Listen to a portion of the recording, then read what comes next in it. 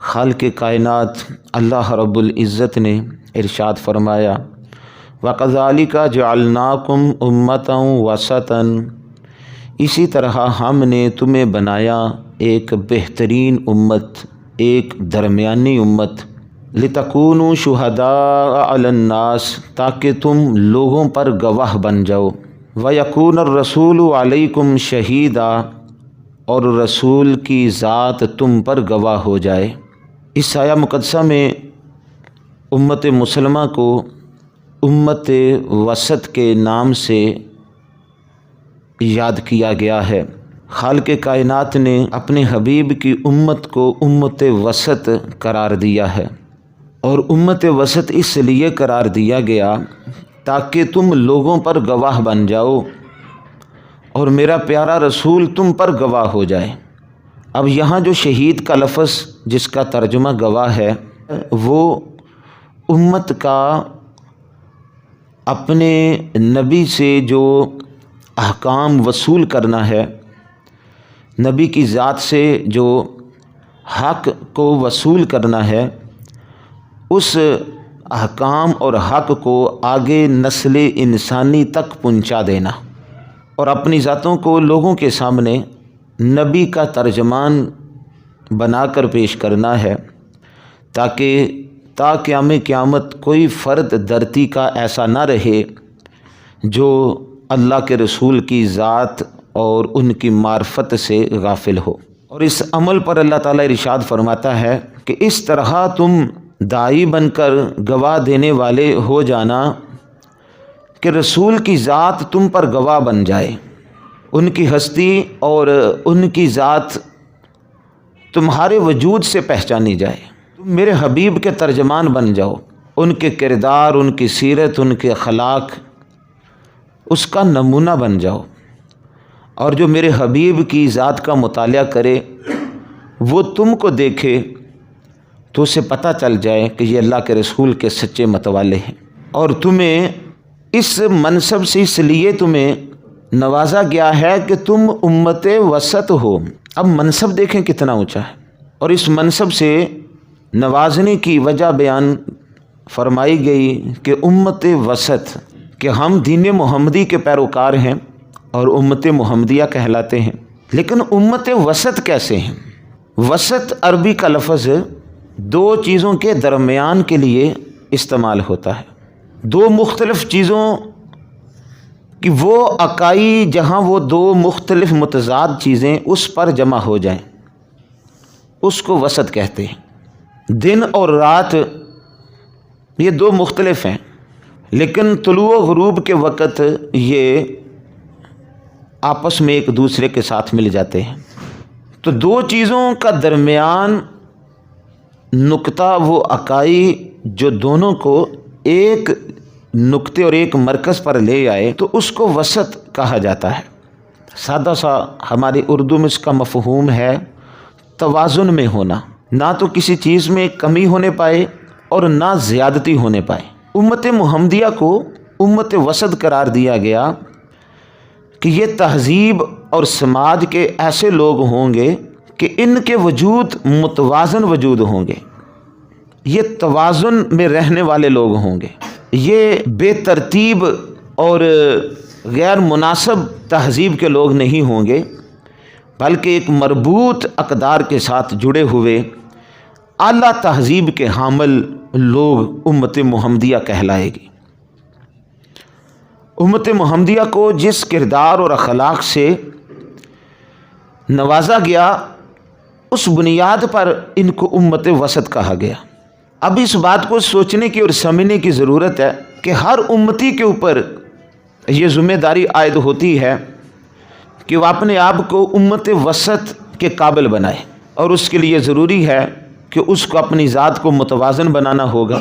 جب قومیں غیر متوازن افراد اپنے اندر زیادہ رکھتی ہیں تو وہ سماج منتشر ہو جاتا ہے، ان کا تشخص ختم ہو جاتا ہے، وہ زوال کی طرف چلی جاتی ہیں۔ اور جب جس سماج اور معاشرے کے لوگ توازن میں زندگی گزارتے ہیں تو وہ ایک دوسرے کے ساتھ جڑنے لگتے ہیں، وہ مختلف ہونے کے باوجود ایک بنتے ہیں اور پھر قوم بنتے ہیں، پھر وہ اپنا ایک تشخص پیدا کرتے ہیں اور اخلاق اور کردار سے اپنی پہچان دوسری اقوام میں اپنی پہچان دیتے ہیں۔ جب ہر فرد ہیجان میں مبتلا ہو اور جب بھی وہ قدم اٹھائے تو جذبات سے قدم اٹھائے، تو ایسا فرد کبھی بھی اعلیٰ کردار دنیا میں پیدا نہیں کر سکتا۔ حضرت انسان اللہ کا نائب ہے، اللہ کا خلیفہ ہے، اس کی ذات کے اندر استعداد رکھی گئی ہے کہ وہ اپنے پروردگار کی ہر صفت کا عکس اپنے اندر پیدا کر سکتا ہے۔ اور حدیث کے لفظ بھی ہیں تخلقوا باخلاق اللہ، اللہ کے اخلاق اپنے اندر پیدا کرو۔ تو اتنے اونچے مقام کا حامل انسان جو مسجود ملائک ٹھہرا، تو اس کی ذات کوئی معمولی ذات ہے؟ اس کا کردار بس اپنے بیوی بچوں کی دیکھ بھال اور روزگار میں مصروف ہے اور شہرت بنا لی، اپنی خواہشوں اور اغراض کو پورا کر لیا۔ تو کیا اتنے اونچے مقام کی مخلوق کی مصروفیت بس یہی ہے؟ تو اب سوچنا یہ ہے کہ انسان اپنے مقام سے جاہل کیوں ہے؟ اس کی وجہ دو باتیں ہیں۔ انسان ذاتی طور پر اپنے اندر اطمینان جب پیدا نہیں کرتا تو اس کے اندر ہیجان پیدا ہوتا ہے۔ اطمینان وقار کی علامت ہے، اطمینان سوجھ بوجھ کی علامت ہے۔ بندے کی ذات کے اندر صحیح غلط کی پہچان ہوتی ہے، اس کے اندر اچھے اخلاق پائے جاتے ہیں، اس کے اندر خوبیاں پائی جاتی ہیں جس سے وہ اپنی ذات میں مطمئن ہوتا ہے۔ وہ کسی کے بارے میں غلط نہیں سوچ سکتا کیونکہ وہ خود پر مطمئن ہے۔ ہیجان اس مفہوم کا نام ہے کہ جب بندے کے پاس اخلاق نہیں ہوتے، اس کے اندر اچھا کردار نہیں ہوتا، پھر وہ ہوس ہی کا مسافر ہوتا ہے، غرض کی طرف ہی دوڑتا ہے اور ہر وقت اس کے اندر نفسا نفسی کی ایک آگ لگی ہوتی ہے، تو وہ ہیجان کے عالم میں ہوتا ہے۔ جب بندے کے اندر ہیجان غالب ہوتا ہے، وہ کسی چیز کی طرف شعور سے قدم نہیں اٹھاتا، بلکہ اس کو لینے کے لیے وہ جتنا بھی گرنا پڑے، اس کو جتنا بھی اس کو ذلت کی راہ کا مسافر بننا پڑے، وہ اس بات میں فرق نہیں کرتا، بس وہ یہی سوچتا ہے کہ مجھے یہ چیز مل جائے، غلط طریقے سے ملے، صحیح طریقے سے ملے، جائز طریقے سے ملے، ناجائز طریقے سے ملے، مجھے یہ ملنا چاہیے۔ اس کیفیت کو ہیجان کہتے ہیں۔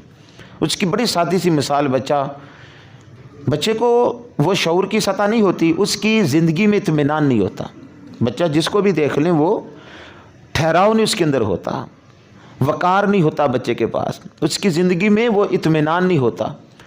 جس چیز کی طرف اس کا ذہن چلا گیا، اس نے بس حاصل کرنی ہے، اس کو ملنی چاہیے۔ وہ کسی کے ہاتھ میں ہے، وہ جہاں پڑی ہے، جیسے بھی لینی ہے، وہ چیز بچے نے حاصل کرنی ہے۔ اس کے پاس عقل کی کمی ہوتی ہے، صحیح اور غلط کی تمیز کی کمی ہوتی ہے، اور بس اس کے اندر ایک لپک ہوتی ہے، مجھے یہ چیز مل جائے۔ جب ایک 40 45 50 سال کا فرد بھی اپنی دنیا کے معاملات میں اسی طرح لپکے، تو اس کا مطلب ہے اس کی زندگی میں اطمینان نہیں۔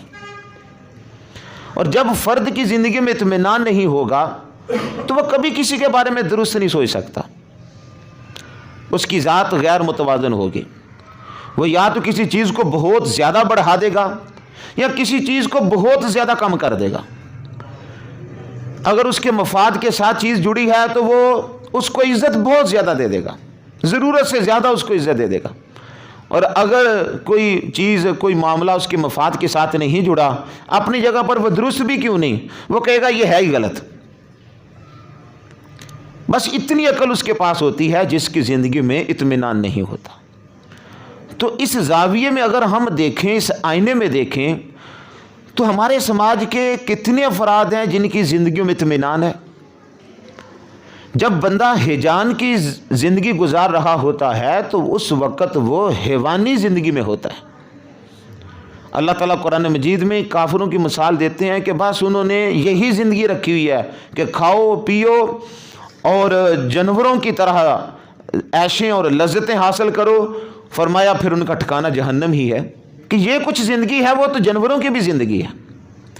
تو انسان شروع میں سفر ہیجان سے اس دنیا میں کرتا ہے، پھر آہستہ آہستہ اس کے اندر اچھے اخلاق پیدا ہوتے ہیں، تربیت سے اس کے اندر اطمینان پیدا ہوتا ہے، وہ صحیح غلط کی تمیز کرتا ہے، اچھے برے کا وہ فیصلہ کرتا ہے، نفع نقصان کو وہ سمجھ لیتا ہے، پھر اس کی زندگی میں اطمینان آ جاتا ہے۔ اور جس کی زندگی میں اطمینان ہوتا ہے پھر وہ سوچ کر ہر کام کرتا ہے، ہر فیصلے کا وہ انجام دیکھ کر اس کے بارے میں رائے دے گا۔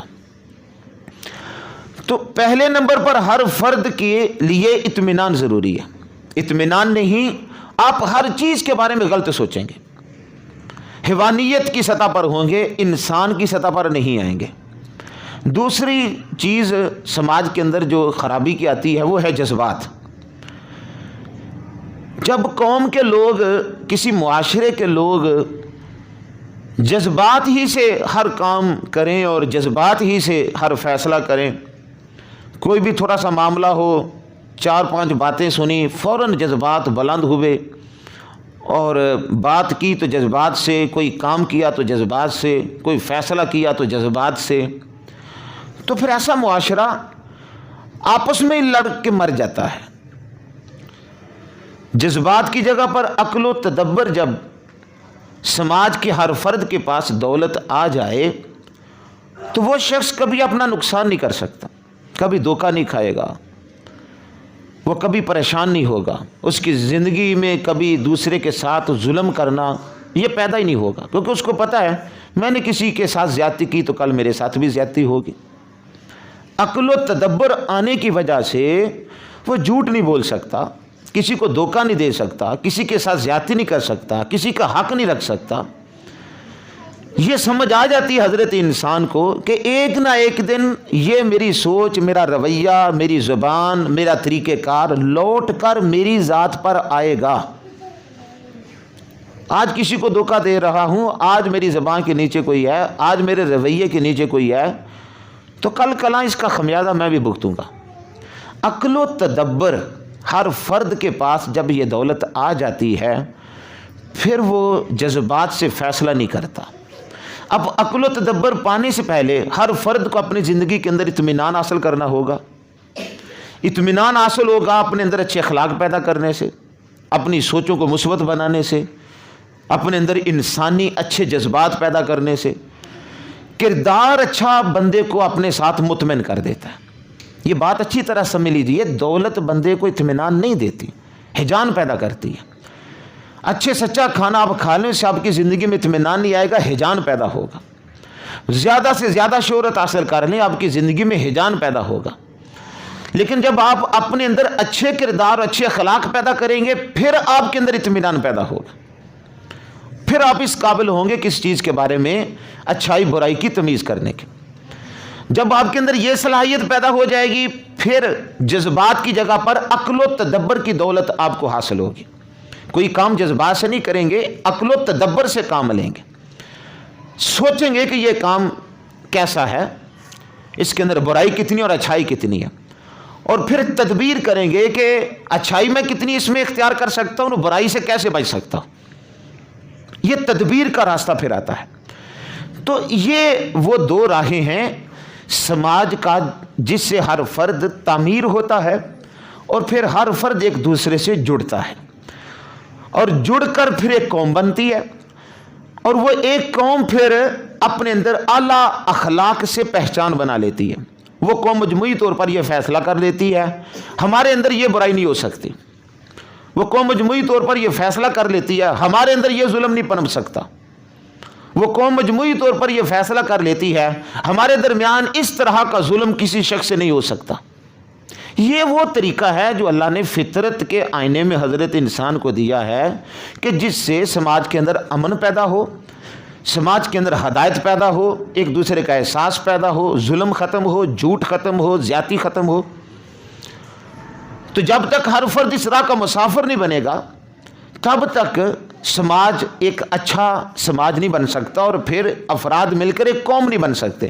اور جب تک کوئی سماج ایک قوم نہ بنے تو وہ اپنے آپ کو کبھی کامیاب بنا ہی نہیں سکتی، وہ ترقی پا ہی نہیں سکتی، وہ اپنے اندر سے برائیوں کو ختم کر ہی نہیں سکتی۔ برائیوں کو ختم کرنے کے لیے سماج کو ایک قوم بننا ہوگا، اپنے اندر ترقی پیدا کرنے کے لیے سماج کو ایک قوم بننا ہوگا۔ یہ نہیں کہ ہر شخص بادشاہ بنا نظر آئے، ہر شخص اپنی جگہ پر حاکم بنا نظر آئے، ہر شخص خود ہی فیصلہ کرے، ہر شخص خود ہی کہے کہ میرے نزدیک جو اچھا برا وہی اچھا برا ہے، ہر شخص اپنی جگہ پر مفتی بنا ہو، ہر شخص اپنی جگہ پر دین کا ٹھیکیدار بنا ہو۔ جب یہ چیزیں سماج کے اندر پیدا ہو جائیں تو سماج کو تباہ کرنے کی تو ضرورت ہی نہیں ہے، کسی دشمن کو اس کی طرف منہ کرنے کی ضرورت ہی نہیں ہے، وہ سماج اپنے آپ کو ختم خود ہی کر لے گا، خود ہی ایک دوسرے کو مار کر ختم کر دیں گے۔ تو مارنا یہ نہیں ہوتا کہ کسی کو جان سے مار دینا، مارنا یہ ہوتا ہے کہ کوئی کسی کی عزت ہی نہ کرے، کوئی کسی کا احساس ہی نہ رکھے، کوئی کسی کے حقوق کا خیال ہی نہ کرے۔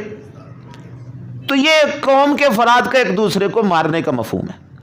تو وہ ایز اے قوم تو وہ مر گئے نا۔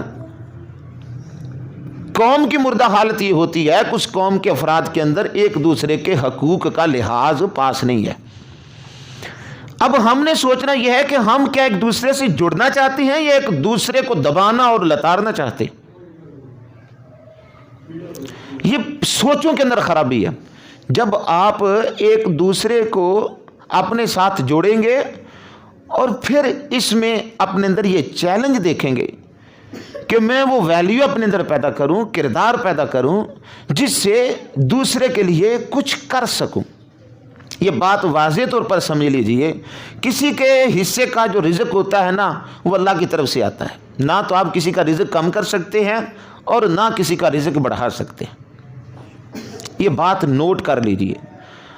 اب اس نقطے سے سمجھ لیجئے کہ جو ہمارے ہاں جو سوچ بنی ہوئی ہے، فلاں نے تویز کر دیے، فلاں نے یوں کر دیا، رزق کم ہو گیا، بندشیں آ گئیں، یہ مسائل پیدا ہو گئے، تو جس قوم کے اندر ان سوچوں کا غلبہ زیادہ ہو تو پھر اللہ کی ذات اور اس کی اتھارٹی حاکمیت پھر کہاں گئی؟ واللہ خیر الرازقین۔ انفرادی طور پر بڑا جھوم کر ہم کہتے ہیں، لیکن اجتماعی طور پر ہم کہہ دیتے ہیں جی کسی کی نظر لگ گئی ہے، کسی نے بندش کر دی ہے، کچھ کر دیا ہے، رزق روک گیا۔ تو رزق کو ہی زندگی کی کل دولت اور سب کچھ اسی کو سمجھا ہوا ہے۔ اقبال اس نقطے پر تنقید کرتے ہیں، کیا اس خاکدان سے میں نے کنارہ جہاں رزق کا نام ہے اب و دانا۔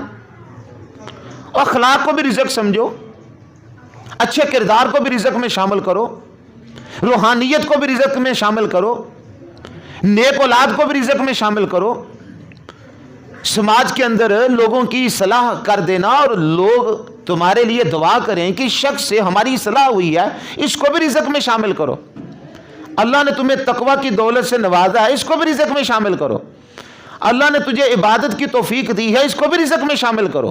کیا اس خاکدان سے میں نے کنارہ جہاں رزق کا نام ہے آب و دانہ۔ بس مال اور کھانے پینے کو ہی جو قوم رزق قرار دیتی ہے، پھر وہ قوم انسان کہلانے کی حقدار نہیں ہے۔ تو جب ہم ایک قوم بننا چاہتے ہیں تو پھر اپنے کردار سے دوسروں کو نشو و نما دینی ہوگی، دوسرے کے لیے بہتری پیدا کرنی ہوگی۔ اور آپ اس بات کو اچھی طرح سمجھ لیجئے، جب انسان بوڑھا ہوتا ہے نا اور سمجھتا ہے کہ اب زندگی میں میرا کوئی کردار نہیں رہا، اس وقت جانے سے، اس دنیا سے جانے سے پہلے اس کو یہ بات نظر آ جاتی ہے کہ اب اولاد بھی نہیں، ساتھ اکیلا تنہائی ہے، ایک دن اس دنیا سے جدائی ہے، دولت بھی ساتھ چھوڑ گئی، باقی بھی وہ معاملات نہیں رہے۔ پھر وہ پیچھے کی طرف نگاہ دوڑاتا ہے، میری زندگی میں کون سی نیکیاں ہیں، کون سے اچھے اعمال ہیں۔ اور جب وہ 70-80 سال کی زندگی گزارے اور پیچھے دیکھے اس کو کوئی نیکی، کوئی اچھے اعمال نظر نہ آئے، تو اتنی تنہائی، یہ چیز سامنے بیان تو نہیں ہو سکتی، لیکن یہ روحانیت کی دنیا کی بات ہے۔ اتنی تنہائی اس کو اپنے بچوں سے، دولت سے نہیں ہوتی کہ اب میرے ہاتھ سے دولت چلی گئی، میں بے اختیار ایک شخص ہوں، اولاد جو ہے نا وہ اس پر بھی میرا کوئی اختیار نہیں ہے۔ اتنی تنہائی اسے ان چیزوں کی جدائی سے نہیں ہوتی جتنی تنہائی وہ اپنے اندر کھوکھلے پن سے محسوس کرتا ہے کہ میرے پلے کوئی کردار ہی نہیں ہے، 70 سال گزار دیے اور غفلت میں گزار دیے، کل آنکھیں بند ہوگی تو اللہ کی بارگاہ میں کیا منہ لے کے جاؤں گا، سب کچھ سامنے نظر آتا ہے۔ یہ چیز جتنا اس کا کلیجہ کھاتی ہے اور اس کے اندر کا خون چوستی ہے، کوئی اور دکھ نہیں چوستا۔ لیکن ہم کیا واویلا کر دیتے ہیں جی کہ جی بڑوں کی عزت نہیں ہے، احترام نہیں ہے. اور یہ بھی تو سوچو کہ اللہ کے ساتھ کتنا تعلق تمہارا مضبوط ہے. جس چیز پر شکوے کر رہے ہو یہ تو دنیا کی حد تک ہے. 70-80 سال زندگی کو گزار لیا، اب آگے کیا جینا ہے، کیا لینا ہے اس دنیا سے؟ آگے کی طرف دیکھ کے وہاں بھی تیرے لیے کچھ دینے کے لیے ہے پاس؟ کوئی اخلاق اور اعمال کا ذخیرہ ہے جو تو پیش کر سکے؟ تو جب قوم اپنے اندر اطمینان اور عقل و تدبر کی دولت پانے کی جد و جہد نہیں کرے گی تو وہ قوم انسانیت کی سطح پہ نہیں آ سکتی. ہر شخص اپنی طرف سے جو فیصلہ کرنا چاہے کر دے گا. اس کو نہیں پتا دنیا کیا کہتی ہے. وہ بڑے بازار میں اکیلے گالیاں نکالتا جائے، اس کو کوئی بےزتی نہیں محسوس ہوگی. وہ کیا کر رہا ہے اس کو کوئی شرم محسوس نہیں ہوگی. کیوں؟ اس کو پتا ہے کہ سارا سماج اس طرح کا ہے. یہ سیالکوٹ کا جو واقعہ ہوا ہے وہ ہماری اسی خرابی کی بنیاد پر ہوا ہے. ہر بندہ اپنے اوپر ساری بات، حاکم بھی خود ہے، دین کا ٹھیکیدار بھی خود ہے، مفتی بھی خود ہے، اور سارے معاملات میں ہم جو چاہیں کریں، ہمیں کوئی پوچھنے والا نہیں ہے. اور ہمارے دین میں اچھائی برائی کی تمیز کس بنیاد پر رکھی گئی؟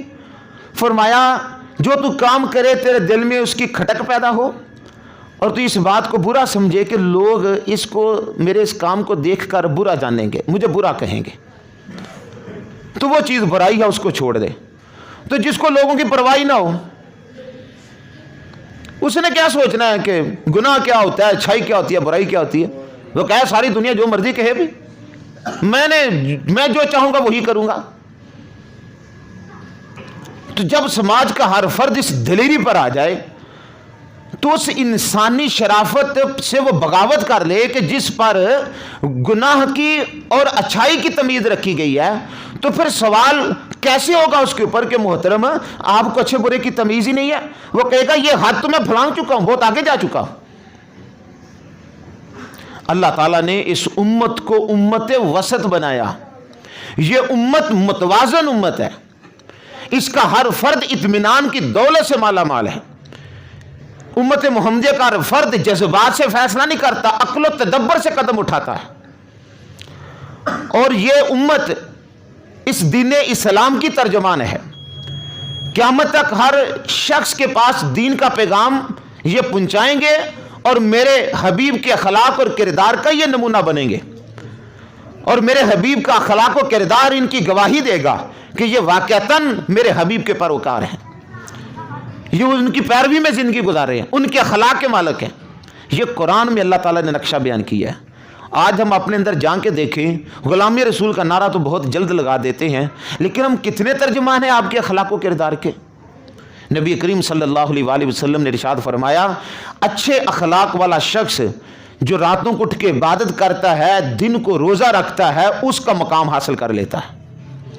اور فرمایا مجھے معلم اخلاق بنا کر بھیجا گیا ہے، اور فرمایا مجھے اس لیے بھیجا گیا ہے تاکہ دنیا میں اعلیٰ اخلاق کو مکمل کر کے جاؤں. لیکن ہم کس جگہ پہ کھڑے ہیں؟ یقین کریں بڑے دکھ کی بات ہے کہ قوموں، آج جتنی بھی دنیا میں قومیں ہیں وہ کچھ نہ کچھ اپنی پہچان رکھتی ہیں، لیکن ہم ایک ایسی قوم ہے کہ ہماری کوئی پہچان نہیں. اور اس کی بنیادی وجہ کیا ہے؟ ہمارے اندر توازن نہیں ہے. اب کیا کسی کو بتائیں بھائی تیری زندگی میں اطمینان ہونا چاہیے، وہ کہے نہیں دولت ہونی چاہیے، بھائی عقل و تدبر ہونی چاہیے، نہیں میں تو لتاڑ کے رکھ دوں گا، میرے جیسا کوئی ہے ہی نہیں. برادری کے بت ہیں، دولت کے بت ہیں، تعلقات کے بت ہیں، پتہ نہیں کیا کیا بت ہیں. عقل و تدبر تو جو ہے نا وہ مسکین ہے، وہ تو قریب ہی نہیں پھٹکتی ہمارے. یہ جرتیں جب باطل کے ساتھ پیدا ہو جاتی ہیں جس سماج کے اندر، تو وہ قوم کیسے بن سکتی ہے؟ اللہ کی بارگاہ میں دعا ہے کہ ہماری امت محمدیہ کے ایک ایک فرد کو امت وسط کے دائرے میں آنے کی توفیق عطا فرمائے.